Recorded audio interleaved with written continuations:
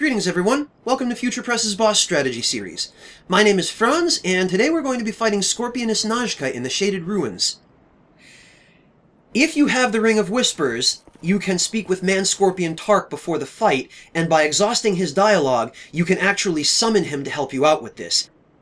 If you find you're having a ton of trouble with this fight, it's absolutely worth summoning Tark, because he was given a very tremendous buff in patch 1.03, after which he's now practically invincible. So if you're struggling to beat Najka, bring Tark along, and it'll make things a lot easier on you.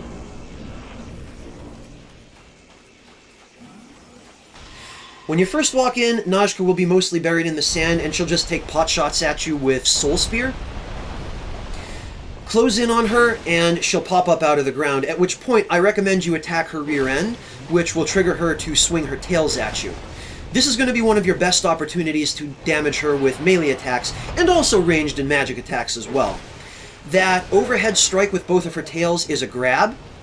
If it hits you, you'll be instantly inflicted with Toxin, but it's also a good opportunity to attack her, and you can sever her tails by striking them directly.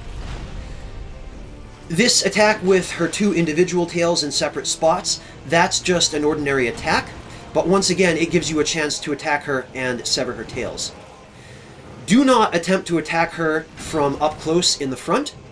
Those spear strikes and claw swings that she uses are quite damaging. She can chain them, and if you try to block them, they inflict a tremendous amount of stamina damage. You can, though, if you're a ranged character or a mage, you can use those as an opportunity to get in some ranged attacks or magic as well. When she goes underground, just stand on this stone area, and she won't be able to burst out of the ground underneath you and damage you. You can bait that tail swing by attacking her anywhere towards her rear half. And you're going to need to do that, or I recommend that you do that anyway, when she starts using her magic.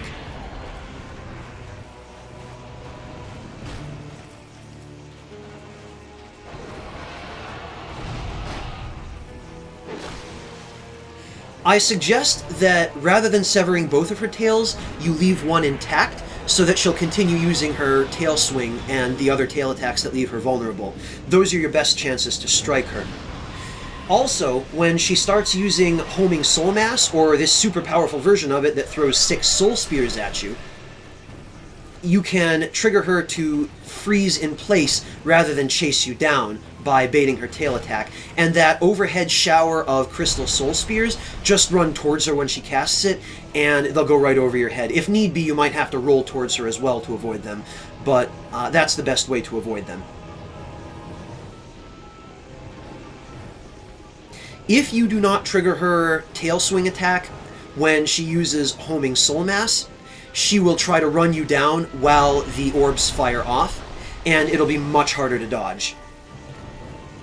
As you can see, when her tails are hanging over her head after she bursts out of the ground, you can still hit them with an overhead attack. I've severed one here just now. I left the other one so that she would continue using the attacks that leave her vulnerable, because I planned on using those as opportunities to strike her.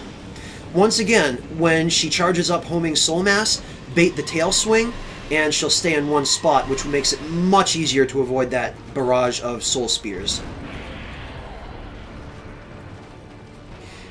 Otherwise, that's really all there is to this fight. Just keep out of the range of her frontal melee attacks, bait the tail attacks and use those as your opportunity to strike, and sneak in a swing or two when she bursts out of the ground. Rather than strike her tail if there's only one tail left, do what I've done here and hit her body. Also, if she's at a higher elevation than you, her close-range spear attack will go right over your head, as you've just seen. So you can use that to your advantage as well, but be careful, because it can be hard to calculate given the elevation differences in this room.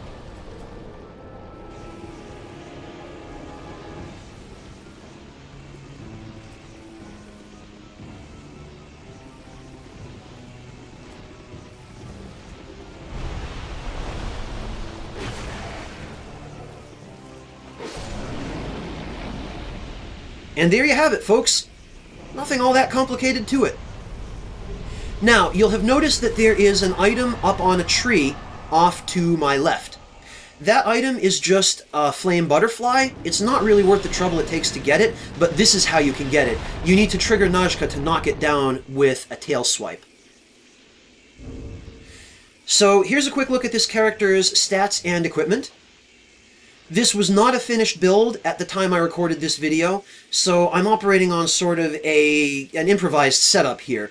Nothing fancy, nothing optimized, just a sort of basic, heavier build. Not really terribly powerful, but you don't need anything terribly powerful to beat Najka. This is a fairly easy fight, all things considered.